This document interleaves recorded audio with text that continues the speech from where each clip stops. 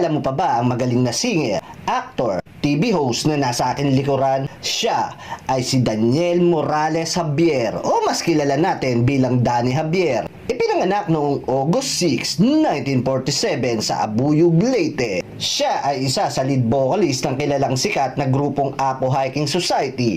Ilan lang sa mga kantang pinasikat nila ay ang Show Me a Smile noong 1976, Pag-ibig at Pumapatak ang Ulan noong 1978, Kabilugan ng Buwan noong 1980, Kumot at Ulan noong 1991 at marami pang iba. Hindi lang siya basta magaling na mga awit, isa din siyang magaling na aktor at ilan sa mga pelikulang kanyang kinabilangan ay ang Kung Mangarap Ka't Magising noong 1977, Kakaba noong 1980 at I Dubi-Dubi-Du, heto na po sila noong 2012. Kung kilala mo ang ating bida, mag-comment ka lang kung anong mga kanta niya at talagang napakanta ka. Hanggang sa muli, paalam!